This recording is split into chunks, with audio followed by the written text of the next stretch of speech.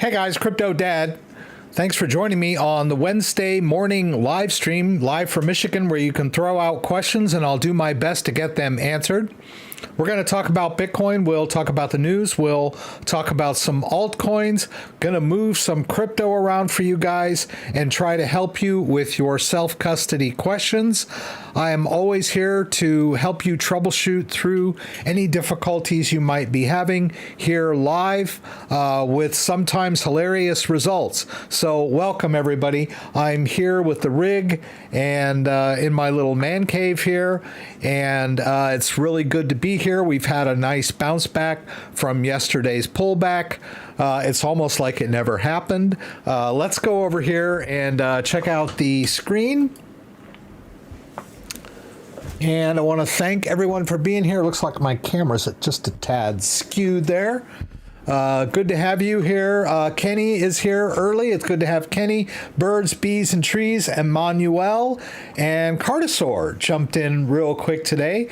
I'm hoping that this midweek live stream is more convenient for some of you that have to stay up late to watch me live on Saturdays. So I try to be accommodating in that sense. So thank you again for being here. We're going to cover the main news story, and then I want to jump into troubleshooting. So the main news story today is that Bitcoin has rebounded. As you may know, yesterday we hit an all-time high of 69,200 and then quickly pulled back almost down to 60,000 on some exchanges. And this morning we're back at 66. I think not too long ago we were over 67. So which when you think about it, that was what we were at a couple of days ago, right? Maybe even yesterday. So not a bad pullback. And then this morning, I mentioned to you guys that I have alerts set on my Echo show. I missed something. Echo, say it again? Stop. She doesn't like it when I talk about her. But it had an alert, and it said that Ethereum had hit a yearly high. So Ethereum was unfazed, right? Ethereum was up. Well, it's at 3788, and that's pretty darn impressive.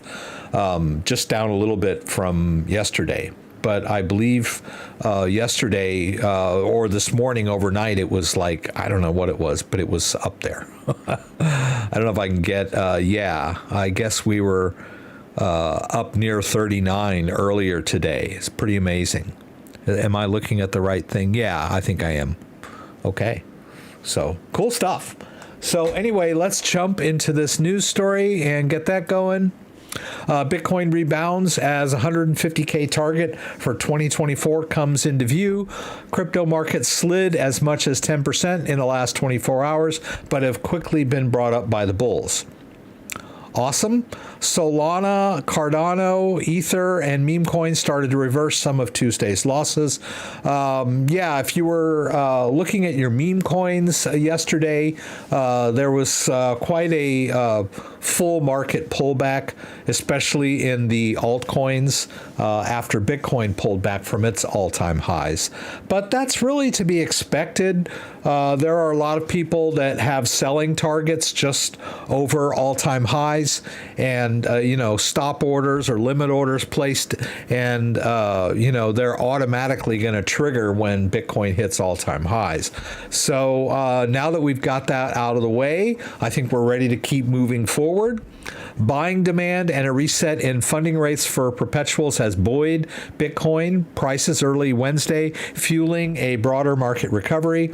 The world's largest cryptocurrency tumbled 7% on Tuesday after briefly touching all-time highs, causing a market-wide sell-off and more than $1 billion in liquidations amid the volatility. It dropped as low as 60,800, but neared 67,000 in Asian morning hours, indicating resilience. Some observers said that selling pressure was likely driven by profit-taking at historical highs and miners offloading some of their Bitcoin holdings. Data shows that inflows in spot Bitcoin exchange traded funds remain strong, with BlackRock amassing over $760 million on Tuesday. And by the way, I think I also saw a story that BlackRock accumulated. Yeah. So yesterday, BlackRock accumulated more Bitcoin during the pullback. Let's see where they say that. Yeah, Bitcoin iShares gobbled up over $778 million worth of Bitcoin on Tuesday, as the fund's investors apparently bought the dip in the world's largest crypto. IBT added 12,600 Bitcoin, breaking previous daily highs of around 10,000. Data from NASDAQ showed that the fund recorded trading volumes of more than 107 million shares, or over 3.6 billion price weighted, surpassing the previous record of 3.3 billion from last week. So we're not done. We're not done by a long shot. Yeah. Hi, Dong Shang Di, saying Bitcoin's going to zero. It's good to have a refreshing take on Bitcoin. That's the first time I've ever heard anyone say they thought Bitcoin was going to zero. So I wanted to focus today. I can see that most of the people in are just kind of regulars, and I wanted to focus on a question that I got. I'm going to go ahead and record this. So in this scenario, I get this question quite often. People tell me that they cannot get into their Ledger Live because they've forgotten their password. So let's go through that scenario real quick. So as you can see, my Ledger Live is not password protected. I don't really think it's that important. I don't put a password lock on my Ledger Live. And the latest version of Ledger Live does not include the password lock by default. It used to. For many years, Ledger Live by default had a password lock on there, but they took it off. It seems like it's been almost a year now, maybe not quite that long, that the latest versions of the Ledger Live installer do not ask you to set a password by default. But there are a lot of people out there that set up their Ledger Live several years back and were, sort of forced to include a password lock. Now, a lot of people are under the impression that that password is their only access to their cryptocurrency. And so they're a little freaky about it. Now, one of the scenarios that I encountered, I got an email last night, and their situation was, I've been using the phone app, and everything's been great, but all of a sudden, when I updated, everything said it was fine except for Ethereum, which told me I needed to run a firmware update. Now, I guess now the latest version of the phone app is not compatible with the earlier versions of the device firmware. I know that's a little complicated when I say it like that, but the device has software also. It's called firmware. You have software on your computer, you have firmware on your device, and also you might be using the Ledger Live phone-based app.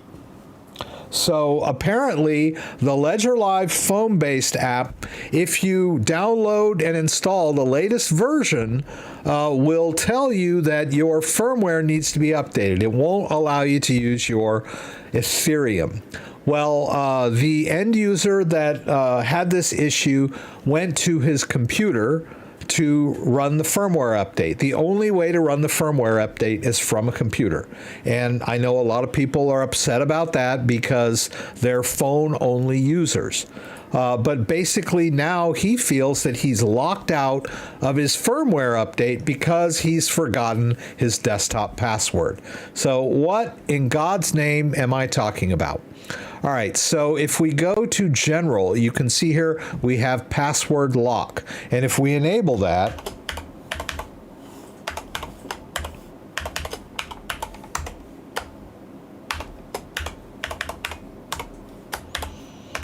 hope I did that right. Okay. Now when we close Ledger Live and go to open it again,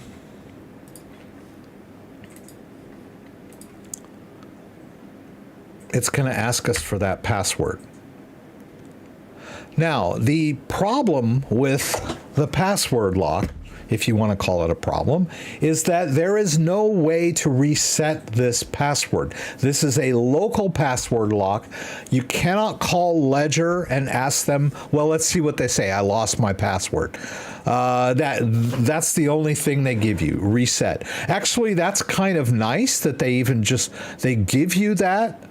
I think maybe he mentioned that. And we're going to go ahead and do that. I didn't know that they had that option. That's kind of cool because I was going to show you how to go into your preferences file and delete the preferences file in order to do a reset. Because if you simply download and install the latest version of Ledger Live, it will still use your existing preferences and will still ask you for your password. So let's walk through that scenario. So first of all, let's just quickly take a look at what we've got here. So you can see my balance, and you can see I have quite a few accounts here. All right, that's not, I mean, for me, that's a lot. I might not remember all of these, which is fine because the ledger will not forget. But I'm assuming most people probably only have 3 or 4 of these, and it's not a big deal. And also, the end user that sent me that issue has his phone app functioning to a certain extent. So he can just go to all assets and look at what he's got in order to sort of help him recreate his desktop version. So let's walk through that scenario one more time. So it's told him that in order to update his firmware, he needs to go to his computer. He goes to his computer and he does not have his password. You cannot contact Ledger to reset the password. They don't know your password. So I can't just send them an email and ask them to reset my password like I would on my Twitter or my Facebook or my Amazon. It doesn't work like that. This is self-custody. All right, you are responsible for everything. So if you lose your password, you're going to have to reset Ledger Live. Well, what does that look like? Am I going to lose all my crypto? That's what everyone asks me. Am I going to lose all my crypto if I reset Ledger Live? No, you are not going to lose all of your crypto. Your crypto is safe and secure on your device. The private key for all of your crypto wallets the private keys, plural, are stored on this device. You have a master private key that can generate or regenerate all of your wallets. And your crypto is out there on the blockchain. So you can't destroy your crypto by resetting your Ledger Live or even stomping on this thing and it doesn't destroy your crypto. It's always going to be out there on the blockchain. The question is, can you access it or not? So if we wipe Ledger Live, we've got this guy to help us get everything back. Not a big deal. But a lot of people are, understandably freaked out and upset over this whole thing. So let's go through it. Let's hit reset. What's going to happen? Well, Ledger Live is going to wipe all of those accounts that I had and take us back to the welcome screen. So it's going to tell us what we need to do, right? It's not perfectly clear, so I'm going to walk you through it. So I don't need to buy a device, right? So the first question, get started or do you need to buy a device? Well, I have a device, right? Another thing that I will say right now is please, please, please don't reset your Ledger device. You don't need to reset your Ledger device. We're only dealing with Ledger Live here. Everything we need is already on the device. We don't need to reset the device. Please don't do that. I got a lot of people, when they reset Ledger Live, they think, oh, I got to reset everything and restore from seed phrase. No, you don't have to do that. So get started, or do we need a device? No, we don't need a device, so let's hit get started. Now we just choose the device we've got. We've got a Ledger Nano X. Now here's the screen that most people end up doing the wrong thing on. Set it up? Yeah, okay, I'll set it up. Well, what it's going to do is walk you through a reset of the entire device. You don't need to do that. Your device is already set up, right? I already have a recovery phrase, so I'm in here. So what are the choices within I already have a recovery phrase? Connect, restore, or use Ledger Restore. Well, I told you the device is intact. We don't need to restore the device. We don't need to restore on a new device because we already have our existing device. So all we need to do is connect. So now it's going to do the genuine check. So if I click that, it's going to tell me, hey, you need to connect your device, enter your PIN. So let's do that. Let's connect our device. I'll enter my PIN.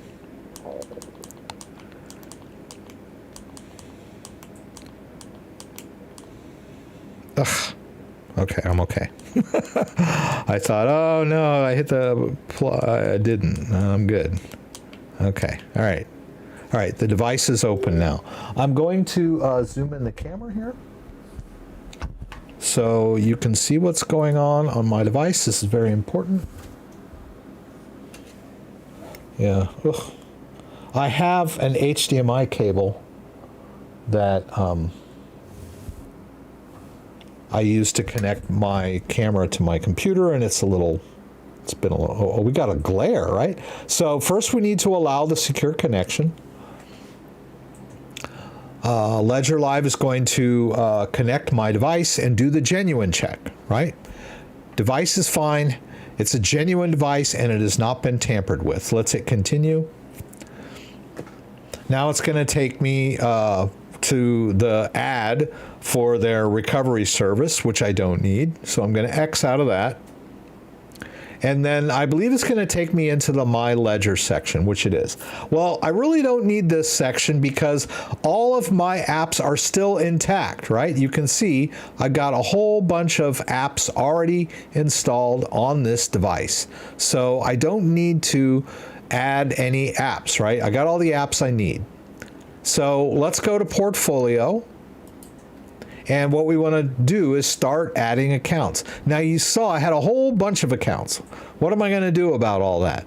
Well, just hit Add Account and start with your crypto, right? We can use our phone as our guide, right? Because the phone app was intact.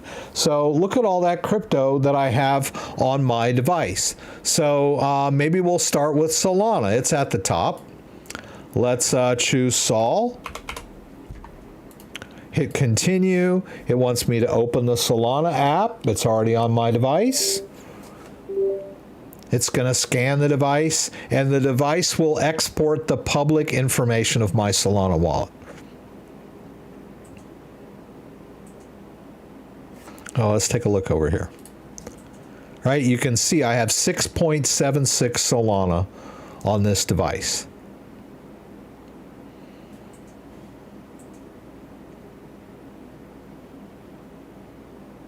Just take it a minute. I'm not going to go through the entire process. I'm just going to do like a couple.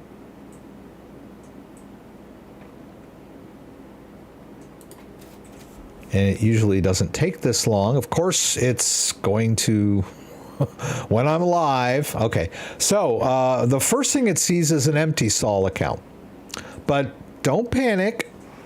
It finds it there are multiple derivation paths on crypto wallets. So Ledger Live might create more than one account. So just let it do its thing, and then we'll be okay.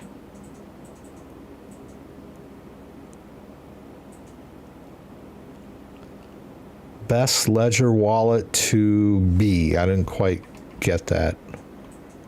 I don't see it. I can't see it. Boy, this is taking forever. My gosh. This is nerve-wracking. Always when I have company. Okay. Come on, baby.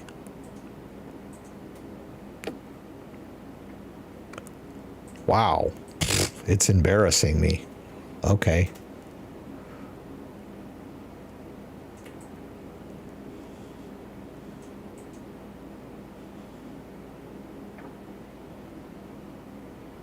Oh, thank goodness. Finally. Okay.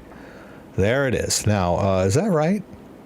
6.76. Actually, that's part of it, right? There's more. There's another account that's got a little bit of Solana in it somewhere, but I'm only interested in this. I'm just waiting for it to finish the sync. Now, I only want the main account there. So, okay, see, there's that extra Solana, right? So we can go ahead and add both of those. Let's untick these two empty ones. And it gives me the option of creating an empty one, which I don't want to do. So we'll hit add account. And now it shows our Solana balance, our history. All that stuff was saved on the device, basically. It's all there on the blockchain. The public key can be derived from the private key. The device holds the private key. When it interfaces with Ledger Live can export all the information. Let's just go ahead and add the Ethereum accounts, just so you can see that we can easily, first it's going to bomb out of the Solana app, and then it's going to ask me to open the Ethereum app. I hit both buttons for that. And it's going to scan the device and export my public-facing components of my Ethereum wallets, right? This is all cryptography. The device remembers all of your accounts, right? And that happened a lot quicker, which is fine with me. I'm not going to worry about this little piddly one. Oh, yeah. Yeah, I'll go ahead and leave that in there. All right, I like to call this one H. I know these accounts. I've had them for years, and I like to call this one main, which is fine. And then I don't need to see these empty ones, which they have histories, but I don't need them, right? And there you go. And then just up and down the line, all we have to do is go in and re-add all of the accounts we had on there before. I'm assuming that you know what was on there, right? You're like, oh, I had Bitcoin, I had Ethereum, I had Solana. Well, just re-add all of those, right? We can add from up here, down here, or up here, and then you can just go down the line and add all of the accounts that you had on there before. I won't do Bitcoin because I know Bitcoin will be a while since I've had lots of Bitcoin accounts on my device over the years. And that's all you have to do to recreate your portfolio, because the crypto is not in Ledger Live, it's on the blockchain. And if you forget your password into your Ledger Live, then you're going to have to do that reset that I talked about. It's just one of those things. Crypto is self-custody. You have to be responsible. You can't just call mommy and daddy when you forget your password. And I hate to be like that. I'm 60 years old, and most of the people that that are in crypto are much younger than I am, and they were raised in a convenience-based society. And, you forget your password, you lose your phone. I mean, those are like the first questions I always get with people. Oh, what if I lose that? What if I lose my phone? What if I lose that hardware? It's like, why is that your first reaction when you have something of value You're worried about losing it. Well, how about don't lose it, right? I don't know. I'm just too old for this young whippersnappers generation, right? If you lose Ledger Live, then you can recreate it from your device. If you lose your device, you can replace your device with a brand new one and do a restore from your 24-word backup. If you lose your 24-word backup, then you've lost all your crypto, right? So when you write down that 24-word phrase, keep it in a safe place and don't lose it. That is your ultimate backup to all of your crypto. Now let's do one little other scenario. Let's say that you have your device and it's working properly, and then you realize that you have lost your backup phrase. What are you going to do then? Well, in that case, you need to buy a new device, set it up as new, and then transfer all of the crypto on your lost seed phrase device onto your new device that has a seed phrase, right? Don't play around, right? If you've lost your 24-word backup phrase, then the only thing that your crypto is relying on now is this cheap little piece of plastic. You need to get your crypto off this device onto a fresh device that is set up with a backup phrase that you haven't lost. Now, there are ways around. I mean, you can move your crypto to an exchange, do a full reset of your device, and then put all your crypto back. But I don't like to suggest that to newcomer, because they could wipe their device and then screw it up and lose all their crypto that they don't have a backup phrase for. So my advice, if you lose your backup phrase, get another device. It's only $150 or 79 if you want to get a Ledger Nano S Plus. And then, put your crypto on the device that has the backup phrase. Anyhow. I just wanted to cover that scenario because I've been getting a lot of questions lately. If you have a question about your crypto, please shoot me an email. I will do my very best to troubleshoot your issue for you. My email is down in the bottom of the description. It's thecryptodad@gmail.com. Shoot me an email, and I should be able to help you through your problem. But it has to be a concise question. It can't just be, CryptoDad, I need you to hold my hand while I, download and install my software. I really can't be the one responsible for all your crypto.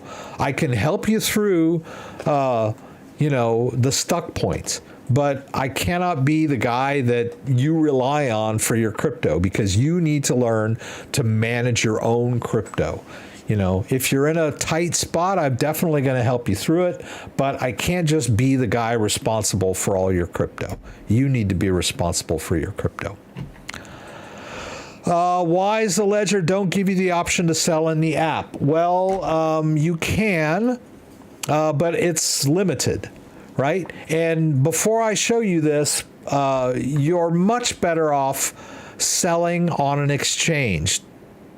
This is a wallet, right? I know a lot of people want Ledger Live to do everything, right? They want it to be like a Swiss Army knife. But Ledger Live is a great wallet. It's really good with storing and managing crypto, but it's not ideal as a sell swap platform, right? They have these features sort of built in, but they are third parties under the hood.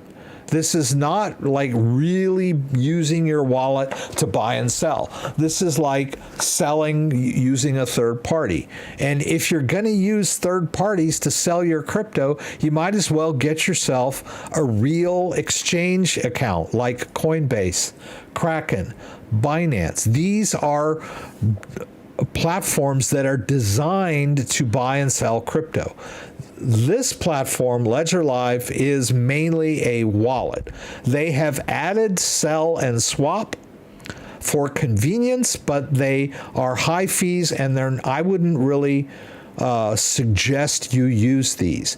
But if we go into buy sell and we say we want to sell, they only have a certain amount of options, right? And the only thing you can sell that I can see is Bitcoin. Right, so notice they're not giving me the option of selling my Ethereum or my Solana.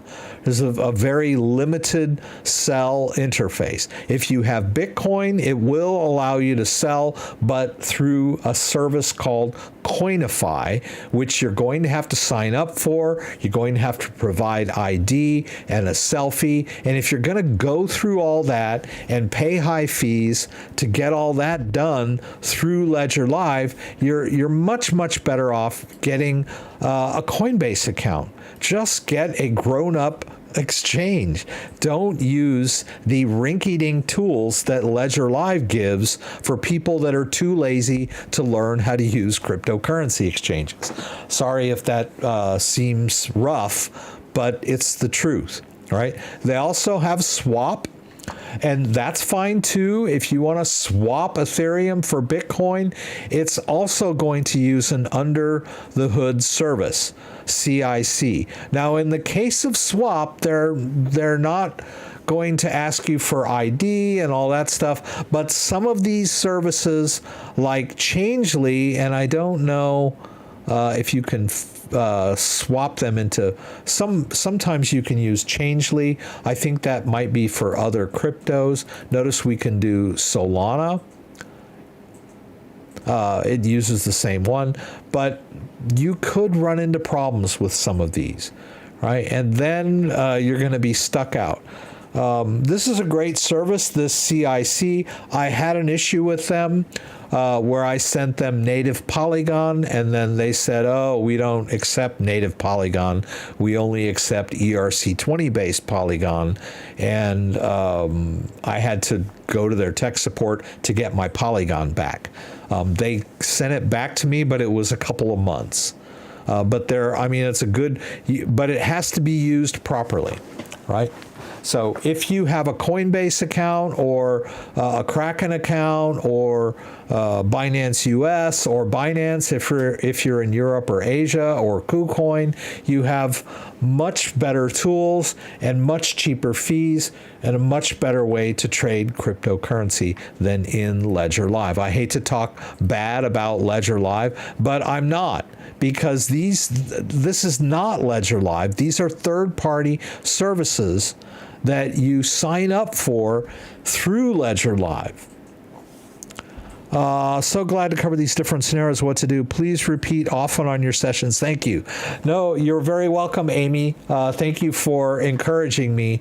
I just want people to know that you can recover from situations. Let's go ahead and add the Bitcoin just for the heck of it. Right? People think, oh my God, where's my Bitcoin? Well, just connect your device. And we're going to let this one run because it's going to take quite a while. It wants me to open Bitcoin. And now that I've done that, it's going to take it a while to scan this device. I have created 15 or so Bitcoin accounts on this device and then emptied them out and created new ones, mostly for little demos and stuff. So it's going to take quite a while for all mine to load. Have you seen the Coinbase fees, though? Yes, I have seen Coinbase fees. I doubt you're going to find cheaper fees through Ledger Live using Coinify or MoonPay or any of these other services. But, if you're looking for lowest fees, then you're going to have to do a little research. But Coinbase has two modes. Coinbase has regular mode and they have advanced mode. So yes, if I go to Coinbase regular and I tell them I want to buy $100 worth of Bitcoin, they're going to charge me $3. That's very steep. But if you go into advanced Coinbase and deposit $50 and do a trade, it's going to be, or $100, it's only going to be like 55 cents to make your trade. Now, I don't know, maybe that's too high for you, but find an exchange that has the lowest fees, trading fees. If you bought Bitcoin last year when it was around $30,000 and you had to, pay a $3 fee, and now you've doubled your money, are you really that concerned about that $3 fee that you had to pay last year? It seems like in the grand picture of things, the fees that you have to pay for trading and transfer are somewhat mitigated by gaining access to one of the greatest commodities in modern times, right? Are you going to quibble over a $5 fee when you could get your hands on what's left of the 21 million Bitcoin that's available? I wouldn't be too worried about fees in this situation. But anyway, that's just me. Can you tell your alt portfolio? Can you tell your alt portfolio? No, I don't do coin evaluations. I think that's what you're asking me. I'm here for technical support for wallets and transfers, right? Let's see where my Bitcoin accounts are. I told you I had a bunch of these. All right, so it actually happened pretty quick. Let's see here. I want to deselect all of these. Let's see. Let me find the ones that actually have some real Bitcoin in them. Zeros of this one. Yeah, that one has some Bitcoin in it. And then I think I'll do this native SegWit one too. Right, this one's a SegWit. I'll call this one main. And I'll call this one A. That's just a little to denote to me the difference between them. We'll hit add account. And there we've got some Bitcoin in here and some Bitcoin in here. I was like, why is it? Oh, okay. Oh, okay. There should be one that's got 0.006. Okay, well, it's too late now. I'm not going to sweat it. There's another one with a little bit of Bitcoin in it also, but I'm not going to worry about that one too much. Now, I would like to show you how to transfer some Bitcoin from one ledger to another. So we've got this ledger device. And then I have another ledger device over here. And how do I move Bitcoin from one device to the other device? Well, we're not really going to do that because, as I mentioned, Bitcoin is on the blockchain. But for all intents and purposes, we can think of the Bitcoin as being on the device, if you want to think of it like that. But really, the device is just the key. But the first thing I need to do is get this device represented in my ledger live. So I'm going to connect it, and I'm going to enter my PIN.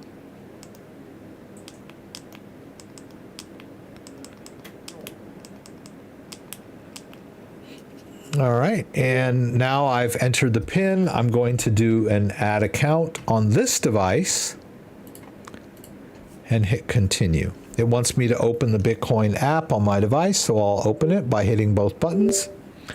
And it's going to scan this device and export the public information of that wallet. All right, and as you can see, it found it pretty quick.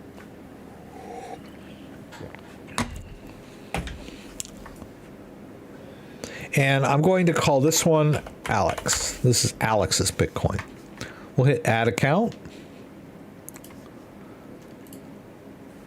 Now, this is an account based on a different device. So now we have two devices represented in my ledger live, right?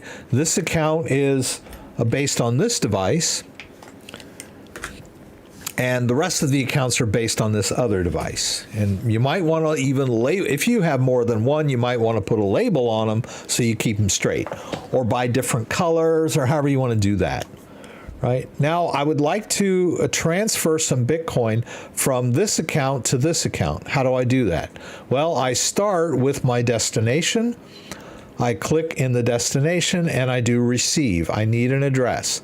So I'll hit continue. Now we're going to do that hardware check. Right? It shows me the receiving address. I want to copy that address into my clipboard and then verify it on my device. I'll click approve. Just make sure the addresses match, right? Look at what you got on your screen. Look at what you got on your device. Make sure they match, and then we can click approve, right? Remember, I copied that one into my clipboard. So let's go back to the sending account, right?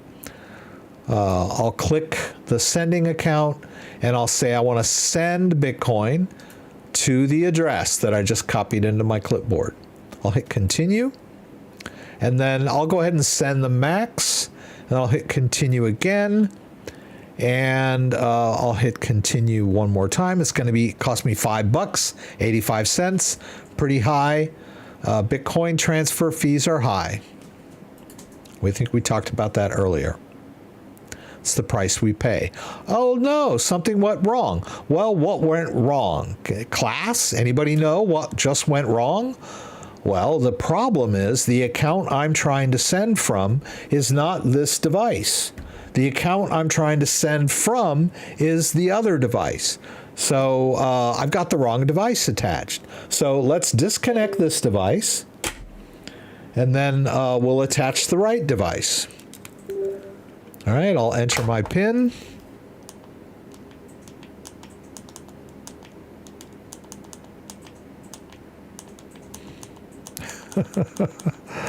That's crazy.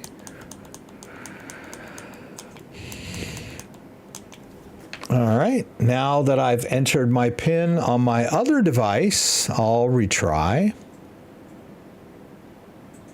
And lo and behold, it works, right? The sending wallet has to be attached to the right device because the device holds the private key. The only way to transfer crypto out of a wallet is to use the private key that's on the external device, right? And it wants me to review the output. There's the amount. There's the address I'm sending to, remember? And then I'll click approve, and then I need to confirm the blockchain fees. There's those fees. I'll click accept and send, and then off it goes, right? So we just transferred basically from one device to a different device. All right. Let's go back to the accounts, and then let's go back into this guy here. And lo and behold, the Bitcoin just dropped in.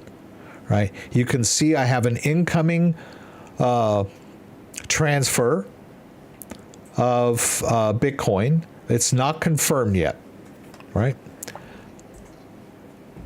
Now, this account is not one of mine. It belongs to a different family member.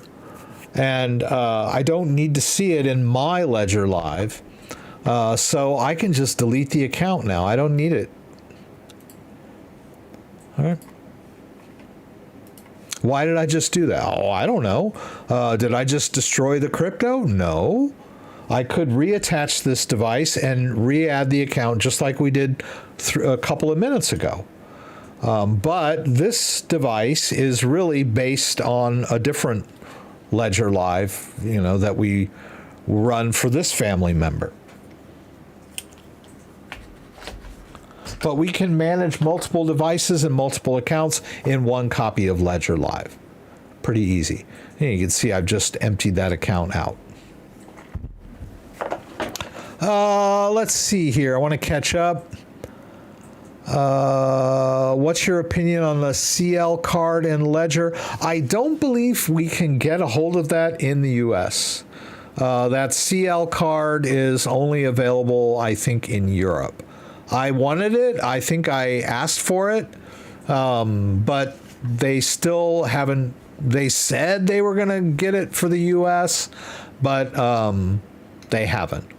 And I'm not entirely sure how it works. I'm assuming that it's somehow integrated in to your Ledger Live, and that you can move crypto from an account onto the card.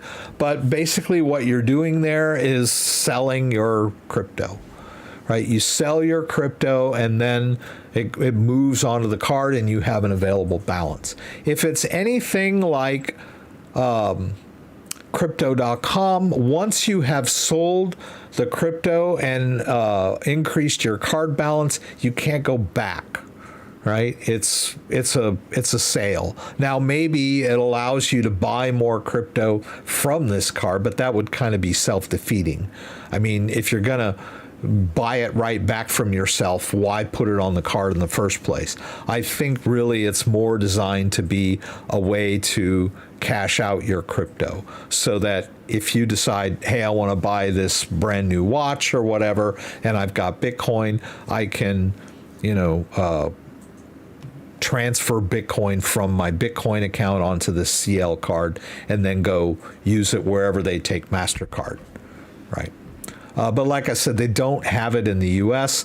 As far as I know, it's safe and secure, but it is a way to sell your crypto, and it's probably going to be high fees when you make crypto trades, right? They said the card's free, you get cash back. I don't know, I kind of like this 1% in Bitcoin and US Tether. That's kind of cool. But like, I wish I knew more about this card, but they can't, it's not available in the US. Let's see. What if I change SIM card? Does the Authenticator still work? Generally, yes. If you've got Google Authenticator on your phone, that is based on the phone's iOS.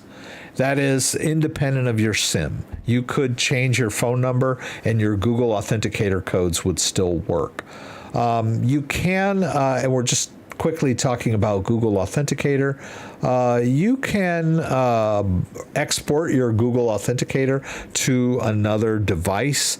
I had someone in the live stream on Saturday that had lost their phone, and I explained to them that once you lose your phone, you cannot recover your codes. You have to just reset all of your accounts that are using two-factor, and that's a real headache. But if you think in advance, you're proactive. If you have an old phone, you can see, I've got a whole bunch of Google codes. You can export, see where it says transfer accounts. If you tap that, it's going to generate QR codes, which you can scan with a different device, like your old phone. Like if you buy a brand new phone, instead of trading up, just hang on to your old phone. It's a great way to store a backup of your Google codes, right? So back up your Google codes in case you lose your go-to phone, right? Let's see here. What hardware wallet are you recommending or prefer yourself if you don't want to give recommendation? These days, I have a Ledger Nano S Plus, but have been thinking about the Trezor Safe 3. Thoughts? Both of those wallets are pretty much rivals of each other. So we've got Ledger Nano S Plus, which is $79, and then we've got Trezor Safe 3, which is also $79. So the price is the same. Now, there are pros and cons of both of these wallets. Price being, even, right? So there's no price considerations when you're dealing with these. Trezor Safe 3, I believe, is a little easier to use. I like the screen and I like the buttons, right? They're a little more intuitive and easier to use. This is the latest Trezor device in their lineup. and it's got cryptographic integrity check, just like the Ledger Nano S Plus. Now, this 9,000 plus coins is a little deceptive because it's easy to say you support thousands of coins when you support Ethereum, because there are thousands of ERC20 tokens out there. Binance, they mentioned Binance Smart Chain. All of these are supported, but not all through Trezor Suite. Some of these coins are supported on the Trezor device, but you have to use MetaMask. But natively, the only coins that the Trezor Safe 3 supports, Bitcoin, Litecoin, Ethereum, XRP, Dogecoin, Cardano, and Solana. There are a couple of other little ones that they support that aren't very mainstream, but there's no support for Polkadot. There's a lot of cryptos that are supported in the Ledger ecosystem, which, the Ledger Nano S Plus is part of that ecosystem, that are not supported over on Trezor Safe 3. So if you want to manage a lot of different cryptos, the Ledger platform is much more flexible in that sense. Right? It supports a lot of different cryptos and a lot of different third-party wallets. However, if all you have and all you really need to manage is, say, Bitcoin and Ethereum, then it's kind of a toss-up. You might like the Trezor Safe 3 just because it's a little easier to hold in your hand, it has easier to use buttons and a nice little screen. But it's more of a preference thing than a straight, this wallet's better recommendation, right? It's more of a ease of use issue, because all other things are equal, right? Price is equal, cryptographic integrity check equal. It's just that the Ledger Nano S Plus supports more cryptos. And both of these wallets are desktop based, right? Neither the Ledger Nano S Plus or the Trezor Safe 3 support mobile. Now, you can export your Ledger Live to mobile, even if all you have is a Ledger Nano S Plus. And also Trezor can be exported to mobile. But both of those are watch-only wallets, right? They only work for you to just check your balances, right? Because neither of these devices has Bluetooth functionality. If you want to actually trade crypto on your phone using the Ledger Live app, then you need the Ledger Nano X, which has the Bluetooth, right? Because the Ledger Nano S Plus does not work, at least not with an iPhone. You can attach the Ledger Nano S Plus to an Android-based phone if you have the proper cable connection kit, but it has no Bluetooth functionality. Of course, both of the Ledger Nano S Plus and the Trezor Safe 3 can be used on the go if you've got a little laptop. Not a big deal. Right? If you want to go to the coffee shop and manage crypto, that's up to you.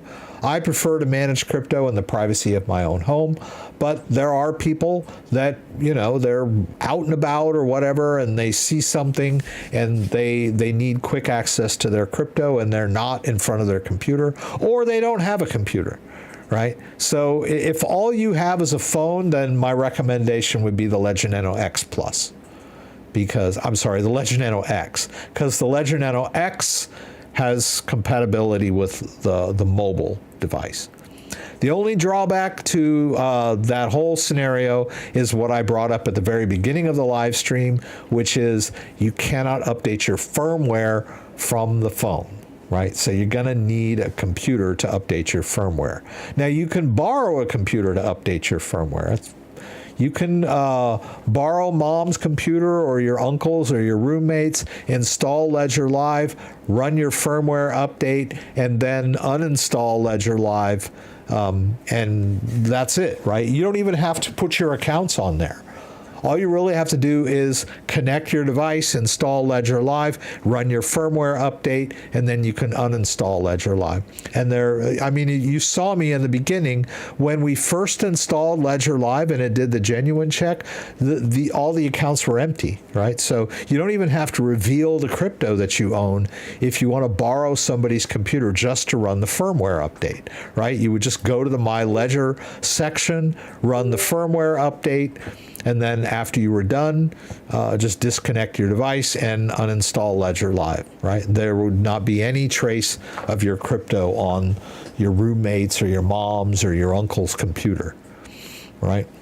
Easy peasy. But yeah, I know it's kind of a hassle because not everybody has a computer. I get that.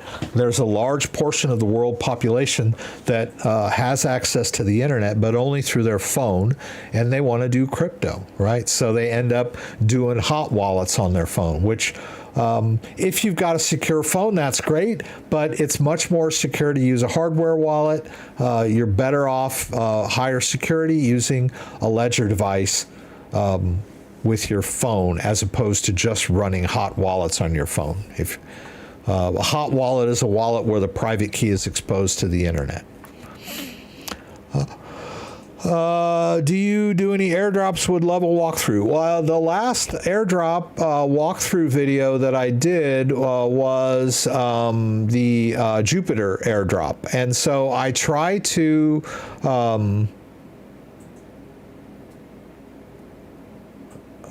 yeah, this is a step-by-step on the Jupiter airdrop, but I would caution you against airdrops. Airdrops, there are a lot of scam airdrops out there. So you have to, and I put a link to that video in there. I don't know if I did a video on the Uni airdrop. No, I didn't actually do a video on the Uniswap airdrop. It just kind of, if you used Uniswap, you got the Uniswap airdrop, and that was quite a very good airdrop. But you didn't really have to do a whole lot to claim. But I just have to put that out there that most of the airdrops that you see out there are scams, right? They're just trying to trick you into giving access to your wallet. I just had someone yesterday, the day before, sent me an email and said that they went to some faux Jupiter airdrop website and they got their wallet got emptied, right? So I know free money is great. I get that. But please be very cautious. Do your research. Don't just start clicking links thinking you're going to hit it big by grabbing an airdrop. And not to mention the Jupiter airdrop, Jupiter was only worth the Jupiter airdrop was like 200 Jupiter, which was only like $100. So it's not like it's going to make or break you.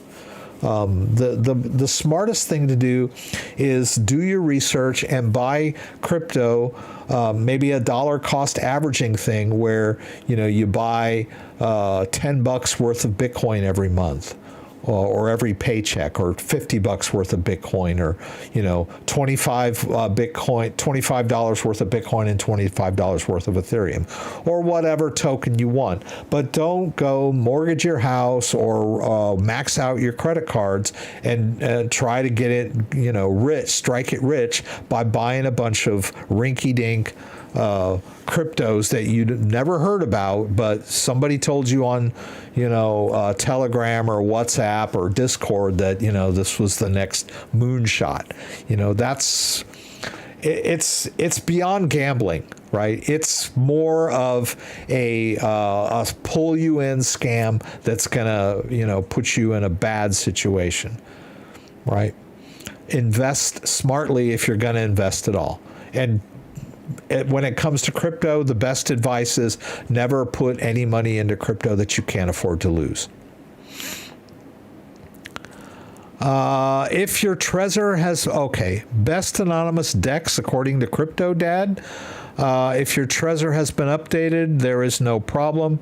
Yeah, you want to keep your devices up to date. The best anonymous DEX We're talking about decentralized exchange. Most of them are somewhat anonymous in the fact that you don't have to give them any identifying information. But keep in mind that really nothing is really anonymous anymore. For example, you could go trade on PancakeSwap, connect your wallet, and the only thing identifying you is your Ethereum address. But if you're connecting from home, there are ways of tracking and tracing who you are and what you're doing. Right? So being anonymous is not just finding an anonymous DEX. Most DEXs are sort of pseudo-anonymous. Like, for example, QuickSwap, if you want to swap on Matic, or, and I was just talking about Uniswap, which is one of the largest decentralized Ethereum-based exchanges. But I believe they support other chains now as well, like Arbitrum, Polygon, Binance Smart Chain, Avalanche. I would probably recommend Uniswap. It's one of the biggest, and they want me to claim something. I'm not going to do that at the moment. But yeah, I mean, PancakeSwap, QuickSwap, Uniswap, and then also 1inch, but I don't think I have that one linked. SushiSwap is another good one. But like I said, being anonymous requires more than just connecting to a DEX, right? VPNs, Tors, all that kind of stuff. Maybe not using it from your home or, with a laptop. I mean, being anonymous is a whole lifestyle, right? Not an easy thing to acquire in today's society, anonymous trading. But at the very least, you don't need to give them any KYC information to trade on any of these decentralized exchanges. Well, it's been an hour. I'm not going to bore you guys too much today. I try to keep my Wednesdays to an hour. I want to thank everyone that came in here today. I hope you guys gained some insight into managing crypto and a little bit more about wrapping your head around where exactly your crypto is, right? If something happens to your ledger live, it can easily be reset and restored using your device, right? Anything happens to your device, it can easily be replaced and restored using your backup phrase. So as long as you have that backup phrase, and you know where it is and it's safe and secure, then you're good to go. Once again, I'd like to thank everyone for being here. Kenny, thank you so much for joining today. Let's see here. Let's get this. Yeah. The Wizard of Oz thing back there, I'm the guy behind the curtain. Pay no attention to that man behind the green screen. But here I am. We're going to do the live stream on Saturday night. Don't forget, 6 p.m. Eastern Standard Time.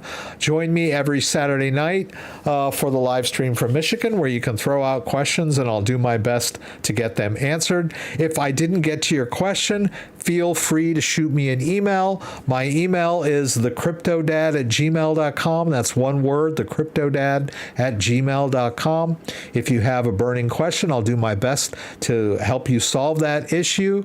I will be here again next Wednesday, and keep an eye on my channel because I'm going to be putting some standalone content up for crypto tutorials. I've got, I think I am approaching 1,000 videos.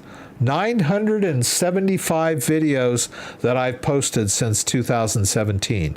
So if you're looking for an answer for any of your questions, just Google CryptoDad, followed by Uniswap, or followed by MetaMask, or followed by Ledger, or whatever. Look for, you'll get lots of hits on Google if you're looking for help for any situation. If you enjoyed this video, give me a thumbs up.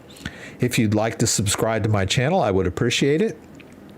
When you subscribe, there's a little bell that you can click that will allow you to be alerted whenever I post new content. Once again, thanks for joining me and hope to see you again soon. Have a good day, everybody.